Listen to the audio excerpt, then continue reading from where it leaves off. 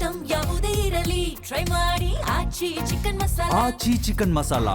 ಈ ಎಲ್ಲ ಸಮಸ್ಯೆಗಳ ನಡುವೆ ರಾಜ್ಯದಲ್ಲಿ 9ನೇ ತಾರೀಕು ಬೈ ಎಲೆಕ್ಷನ್ 2 ಕ್ಷೇತ್ರಗಳಿಗೆ, ಒಂದು ದಾವಣಗೆರೆ ದಕ್ಷಿಣ, ಮತ್ತೊಂದು ಬಾಗಲಕೋಟೆ.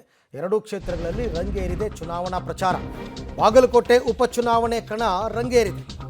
ಬಿಜೆಪಿ ಅಭ್ಯರ್ಥಿ ವೀರಣ್ಣ ಚರಂತಿಮಠ ಭರ್ಜರಿ ಪ್ರಚಾರವನ್ನು ನಡೆಸ್ತಾ ಇದ್ದಾರೆ. ಮನೆ ಮನೆಗೆ ತೆರಳಿ ಮತಯಾಚನೆಯನ್ನು ಮಾಡ್ತಾ ಇದ್ದಾರೆ ವೀರಣ್ಣ ಚರಂತಿಮಠ. ಅಭಿವೃದ್ಧಿ ಕಾರ್ಯ ನೋಡಿ ಬಿಜೆಪಿಗೆ ಮತ ಕೊಡಿ ಅಂತ ಮನವಿಯನ್ನು ಮಾಡ್ಕೊತಾ ಇದ್ದಾರೆ. ಆಮೇಲೆ ಚರಂತಿಮಠ ಅವರಿಗೆ ನೂರಾರು ಬಿಜೆಪಿ ಕಾರ್ಯಕರ್ತರು ಸಾಥ್ ನೀಡಿದ್ದಾರೆ. ಬೆಳಗ್ಗೆ ಅವರಿಗೆ ಆರತಿ ಬೆಳಗ್ಗೆ ಉಪಹಾರವನ್ನೆಲ್ಲ ಕೊಟ್ಟಿದ್ದಾರೆ ಮಹಿಳೆಯರು. ಈ ಸರ್ತಿ ಗೆಲ್ತೀನಿ ಅನ್ನೋ ವಿಶ್ವಾಸದಲ್ಲಿದ್ದಾರೆ ಬಿಜೆಪಿ ಅಭ್ಯರ್ಥಿ ವೀರಣ್ಣ ಚರಂತಿಮಠ. ಈ ಕ್ಷೇತ್ರದಿಂದ ಅವರ ಈ ಹಿಂದೆ 2 ಸರ್ತಿ ಗೆದ್ದಿದ್ದಾರೆ.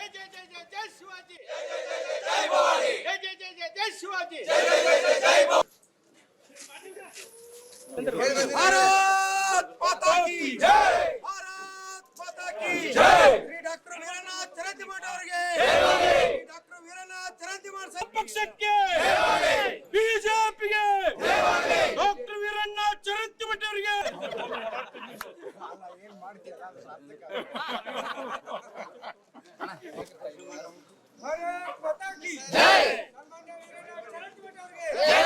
ಬಾಗಲಕೋಟೆ ಉಪಚುನಾವಣಾ ಕಣ ಸದ್ಯ ರಂಗೇರಿರ್ತಕ್ಕಂಥದ್ದು. ಈಗಾಗಲೇ ಬಿಜೆಪಿ ಅಭ್ಯರ್ಥಿ ಆಗಿರ್ತಕ್ಕಂಥ ವೀರಣ್ಣ ಚರಂತಿಮಠ ಅವರು ಪ್ರತಿ ಮನೆ ಮನೆಗೆ ತೆರಳಿ ತಮ್ಮ ಮತಯಾಚನೆಯನ್ನು ಆರಂಭಿಸಿರ್ತಕ್ಕಂಥದ್ದು. ಈಗಾಗಲೇ ಬೆಳಗ್ಗೆ ಬಾಗಲಕೋಟೆ ನಗರದ ವಿವಿಧ ವಾರ್ಡ್ಗಳಿಗೆ ಆಗಮಿಸಿ ಪ್ರತಿ ಮನೆಗೂ ಭೇಟಿಯನ್ನು ನೀಡಿ ಸಾರ್ವಜನಿಕರಿಗೆ ಮತಯಾಚನೆಯನ್ನು ಮಾಡ್ತಾ ಇರ್ತಕ್ಕಂಥ ದೃಶ್ಯಗಳು ಸಹಜವಾಗಿ ಕಂಡು ಬರ್ತಾ ಇರ್ತಕ್ಕಂಥದ್ದು. ಈ ಬಗ್ಗೆ ಮಾತಾಡಲಿಕ್ಕೆ ಸ್ವತಃ ವೀರಣ್ಣ ಚರಂತಿಮಠ ಅವರು ನಮ್ಮ ಜೊತೆಗಿದ್ದಾರೆ. ಅವ್ರು ಏನು ಹೇಳ್ತಾರೆ ಅಂತ ಕೇಳೋಣ. ಸರ್, ಮೊದಲನೇದಾಗಿ ಸುಮಾರು ದಿನಗಳಿಂದ ಮತಯಾಚನೆ ಮಾಡ್ತಾ ಇದ್ದೀರಿ, ಜನ ರೆಸ್ಪಾನ್ಸ್ ಹೇಗಿದೆ ಸರ್? 23ನೇ ತಾರೀಕಿನಿಂದ ಪ್ರಾರಂಭವಾದಂಥ ಈ ಮತಯಾಚನೆ ಪ್ರಕ್ರಿಯೆ ಇವತ್ತಿನವರೆಗೂ ಕೂಡ ಅದೇ ಉತ್ಸಾಹದಲ್ಲಿ ಜನಗಳ ಒಂದೇ ಭಾವನೆಯಿಂದ ಮುಂದುವರಿತಾ ಇದೆ. ಸರ್, ಜನರಿಗೆ ಏನಂತ ಹೇಳಿ ಓಟ್ ಕೇಳ್ತಾ ಇದ್ದೀರಿ ಸರ್? 3 ವರ್ಷ ಅಭಿವೃದ್ಧಿ ನಿಂತು ಹೋಗಿದೆ. 2004ರಿಂದ ಏನು ನಮ್ಮ ಸರ್ಕಾರ 3 ಸಾರಿ ಬಂದಿತ್ತು, ಏನೇನು ಬಾಗಲಕೋಟೆಯಲ್ಲಿ ಅಭಿವೃದ್ಧಿ ಆಯಿತು ಅದು ಪೂರ್ತಿ ಆಗಬೇಕಾದ್ರೆ ಬಿಜೆಪಿ ಅನಿವಾರ್ಯ, ಬಿಜೆಪಿಗೆ ಮತ ಹಾಕ್ರಿ ಅಂತ ಕೇಳ್ತಾ ಇದ್ದಾರೆ. ಎದುರಿರ್ತಕ್ಕಂಥ ಅಭ್ಯರ್ಥಿಗಳು ಈಗಾಗಲೇ ಅವರ ಬಗ್ಗೆ ಇಡೀ ಸರ್ಕಾರವೇ ಬಂದು ಇಲ್ಲಿ ನಿಂತಿರ್ತಕ್ಕಂಥದ್ದು, ಅದು ತಮಗೆ ಎಷ್ಟು ಸವಾಲಾಗಿದೆ ಮತ್ತು ಅದನ್ನು ಯಾವ ರೀತಿ ತಾವು ತಂತ್ರಗಳನ್ನು ರೂಪಿಸಿ ಸಾರ್ವಜನಿಕರಿಂದ ಮತ ಪಡೆಯುವಂಥ ಕೆಲಸ ಮಾಡ್ತಾ ಇದ್ದೀರಿ ಸರ್? ಅವ್ರದ್ದು ಒಂದು ರಾಜ್ಯದ ಸರ್ಕಾರ ಬಂದಿರಬಹುದು, ನಾವು 21 ರಾಜ್ಯದಲ್ಲಿ ಕೇಂದ್ರದಲ್ಲಿ ಅಧಿಕಾರ ನಡೆಸ್ತಾ ಇದ್ದೇವೆ. ಅಲ್ಲಿಯ ಅನೇಕ ಮಂತ್ರಿಗಳು, ಸಂಸದರು, ಇಲ್ಲಿಯ ಲೋಕಸಭಾ ಸದಸ್ಯರು, ರಾಜ್ಯಸಭಾ ಸದಸ್ಯರು, ಉತ್ತರ ಕರ್ನಾಟಕ ಅಂದರೆ ಕಲ್ಯಾಣ ಕರ್ನಾಟಕ ಮತ್ತು ಕಿತ್ತೂರು ಕರ್ನಾಟಕದ ಇಂದಿನ ಎಲ್ಲ ಶಾಸಕರು, ಎಲ್ಲ ಕಾರ್ಯಕರ್ತರು ಕೂಡ ಇಲ್ಲಿ ಭಾಗವಹಿಸಿ ಒಂದೊಂದು ಬೂತಿಗೆ ಕನಿಷ್ಠ ನನ್ನ ಅಂದಾಜು ಒಂದು 10ರಿಂದ 20 ಜನ ಕೆಲಸ ಮಾಡ್ತಾ ಇದ್ದಾರೆ. ಕಾಂಗ್ರೆಸ್ ನಾಯಕರು ಬಹು ಪ್ರತಿಷ್ಠೆಯಾಗಿ ತಗೊಂಡಿದ್ದಾರೆ ಇದನ್ನು. ಸ್ವತಃ CM ಅವರು ಬಂದು ನಿಂತು ಇನ್ನೂ 2 ವರ್ಷ ಸರ್ಕಾರ ಇರುತ್ತೆ, ನಾನೇ ಇರ್ತೀನಿ ಅನ್ನುವಂಥ ಮೂಲಕ ಮತದಾರರಿಗೆ ನಿಮ್ಮ ಗ್ಯಾರಂಟಿಗಳು ಮುಂದುವರಿಬೇಕು ಅಥವಾ ಅರ್ಧಕ್ಕೆ ನಿಂತ ಕಾಮಗಾರಿಗಳು ಮುಂದುವರಿಬೇಕಂದ್ರೆ ಉಮೇಶ್ ಮೇಟಿ ಅವರಿಗೆ ಓಟ್ ಹಾಕ್ರಿ ಅನ್ನುವಂಥದ್ದು ಎಷ್ಟರ ಮಟ್ಟಿಗೆ ಸರಿ ಅಂತ? ಗ್ಯಾರಂಟಿಗಳು ಅವ್ರ ಮನೆಯಿಂದ ಕೊಡೋದಿಲ್ಲ, ಸರ್ಕಾರದಿಂದ ಕೊಡ್ತಾರೆ. ಅವು ಯಾವ ಕಾಲಕ್ಕೂ ಒಮ್ಮೆ ಪ್ರಾರಂಭವಾದಂಥ ಗ್ಯಾರಂಟಿಗಳು ಬಂದಾಗೋದಿಲ್ಲ, ಅವು ಮುಂದುವರಿತಾವೆ. ಮತ್ತು ಉಮೇಶ್ ಮೇಟಿಯವರು ಅರ್ಧ ಕೆಲಸ ಮುಂದುವರಿಬೇಕಂದ್ರೆ ಅವ್ರ ಕೆಲಸ ಯಾವ ಪ್ರಾರಂಭನ ಮಾಡಿಲ್ಲ, ಮುಗಿಯುವುದು ಯಾವಾಗ? ಬಿಜೆಪಿಯಲ್ಲಿ ಒಗ್ಗಟ್ಟಿನ ಮಂತ್ರ ರೂಪಿಸಿ ಎಲ್ಲೆಡೆ ಪ್ರಚಾರವನ್ನು ಮಾಡಿದ್ದೀರಿ, ಹಳ್ಳಿ ಭಾಗದಲ್ಲೂ ಕೂಡ ಪ್ರಚಾರ ಜೋರಾಗಿರ್ತಕ್ಕಂಥದ್ದು, ಅದ್ರ ಬಗ್ಗೆ ಏನು ಹೇಳಕ್ಕೆ ಇಷ್ಟಪಡ್ತೀರಿ ಸರ್? ನಗರದಲ್ಲಿ ಯಾವ ಉತ್ಸಾಹ ಇದೆ, 8ರಿಂದ 11 ಪಾದಯಾತ್ರೆ, ಬೆಳಗ್ಗೆ 11ರಿಂದ ಮಧ್ಯಾಹ್ನ 2 ಗಂಟೆ 3 ಗಂಟೆಯವರೆಗೆ ವಿವಿಧ ಸಮಾಜಗಳ ಮುಖಂಡರ ಸಭೆಗಳು ಅದೇ ಉತ್ಸಾಹದಲ್ಲಿ ನಡೀತಾ ಇವೆ.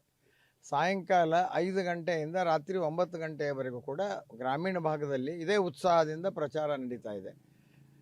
ಇಡೀ ಹಿಂದೂ ಸಮಾಜ ಅತ್ಯಂತ ಬಲಿಷ್ಠವಾಗಿ, ಎಲ್ಲ ಕೆಳವರ್ಗ ಮೇಲ್ವರ್ಗ ಏನೂ ಇಲ್ಲ, ಇಡೀ ಹಿಂದೂ ಸಮಾಜ ಒಕ್ಕಟ್ಟಾಗಿ ಇವತ್ತು ಚುನಾವಣೆಯಲ್ಲಿ ಭಾಗವಹಿಸ್ತಾ ಇದ್ದಾರೆ. ಒಂದು ಕಡೆ ನೀವು ಅಭಿವೃದ್ಧಿಯನ್ನು ನೋಡಿ ಓಟ್ ಹಾಕ್ರಿ ಅಂತ ಹೇಳ್ತೀರಿ, ಮತ್ತೊಂದು ಕಡೆ ಕಾಂಗ್ರೆಸ್ನವರು ನಮ್ಮ ಸರ್ಕಾರ ಇದೆ, ಆ ಅಭಿವೃದ್ಧಿ ಕೆಲಸಗಳು ನಿಲ್ಲಬಾರ್ದು ಅಂತ ಹೇಳ್ತಾರೆ. ಜನಕ್ಕೆ ಏನು ಹೇಳಕ್ಕೆ ಇಷ್ಟಪಡ್ತೀರಿ ಸರ್? ಜನ ಗೊಂದಲದಲ್ಲಿ ಸರ್ಕಾರ ಇರ್ಬೋದು, ಆದರೆ ಅಭಿವೃದ್ಧಿ ಕೆಲಸಗಳೇ ಇಲ್ಲಲ್ಲ. ಸರ್ಕಾರ ಇರ್ಬೋದು, ಯಾವುದೋ ಒಂದು ಸರ್ಕಾರ ಇರ್ತದೆ, ಆದರೆ ಕೆಲಸ ಇರಬೇಕಲ್ಲ. ಏನೂ ಕೆಲಸ ಇಲ್ಲ, ಕೆಲಸ ಯಾವ ಪ್ರಾರಂಭನೂ ಆಗಿಲ್ಲ, ಅವು ಮುಕ್ತಾಯನೂ ಆಗೋದಿಲ್ಲ, ಹಿಂಗೆ ಹೋಗೋದು ಇದು.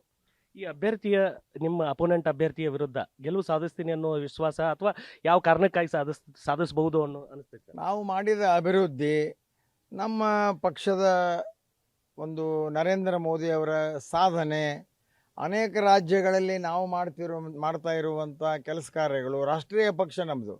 ಇವತ್ತು ಕಾಂಗ್ರೆಸ್ ಅಂದ್ರೆ ಆಲ್ ಇಂಡಿಯಾ ಮುಸ್ಲಿಂ ಲೀಗ್ ಕಾಂಗ್ರೆಸ್ ಆಗೈತದು. ಎಲ್ಲದ ಕಾಂಗ್ರೆಸ್ ಇಲ್ಲ. 28ಕ್ಕೆ ಇಲ್ಲಿ ಜನರಲ್ ಎಲೆಕ್ಷನ್ ಆದ್ರೆ ಇಲ್ಲಿಂದನೂ ಕಾಲು ಕಿತ್ತದ. ಸಿಎಂ ಅವರು ಈ ಕ್ಷೇತ್ರವನ್ನ ಬಹಳ ಪ್ರತಿಷ್ಠೆಯಾಗಿ ತಗೊಂಡಿದ್ದಾರೆ. ಯಾಕೆ ನನಗೆ ಗೊತ್ತಿಲ್ಲ ಅವ್ರು ಯಾಕೆ ಪ್ರತಿಷ್ಠೆಯನ್ನ. ಏನೋ ಒಬ್ಬರು ತೀರಿ ಹೋಗಿದ್ದಾರೆ, ಉಪಚುನಾವಣೆ ನಡಿಬೇಕು, ಪ್ರಜಾಪ್ರಭುತ್ವದ ವ್ಯವಸ್ಥೆಯಲ್ಲಿ ನಿರಾಳವಾಗಿ ನಡೀತಿರ್ತದೆ. ಪ್ರತಿಷ್ಠೆಯಾಗಿ ತಗೊಳ್ಳುವಂಥದ್ದು ಏನದ, ಅವ್ರಿಗೇನು ಕಾಡ್ತದೋ ನನಗೇನು ಗೊತ್ತು. ಒಟ್ಟಿನಲ್ಲಿ ತಾವು ಗೆಲ್ತೀರಿ ಅನ್ನೋ ಆತ್ಮವಿಶ್ವಾಸ ಇದೆ ಸರ್. 100ಕ್ಕೆ 100ರಷ್ಟು. ಇದಿಷ್ಟು ಡಾಕ್ಟರ್ ವೀರಣ್ಣ ಚರಂತಿಮಠ್ ಅವರು ಹೇಳುವಂಥದ್ದು. ಈಗಾಗಲೇ ಸಿಎಂ ಸಿದ್ದರಾಮಯ್ಯನವರು ಈ ಕ್ಷೇತ್ರವನ್ನ ಪ್ರತಿಷ್ಠೆಯಾಗಿ ಯಾಕೆ ತಗೊಂಡಿದ್ದಾರೋ ಗೊತ್ತಿಲ್ಲ, ಆದರೆ ಅಭಿವೃದ್ಧಿ ಮಂತ್ರದ ಮೂಲಕ ನಾವು ಜನರಿಗೆ ಓಟನ್ನು ಕೇಳ್ತಿದ್ದೇವೆ. ಆ ಮೂಲಕ ಜನ ನಮಗೆ ಓಟ್ ಹಾಕ್ತಾರೆ ಅನ್ನುವಂಥ ಆತ್ಮವಿಶ್ವಾಸವಿದೆ. ನಮ್ಮ ಗೆಲುವು ನಿಶ್ಚಿತ ಅನ್ನುವಂಥ ಮಾತನ್ನ ಹೇಳ್ತಾ ಇರ್ತಕ್ಕಂಥದ್ದು. ಕ್ಯಾಮ್ರಾಮನ್ ಆನಂದ್ ಜೊತೆ ರವಿ ಹಳ್ಳೂರು, ಪಬ್ಲಿಕ್ ಟಿವಿ, ಬಾಗಲಕೋಟೆ.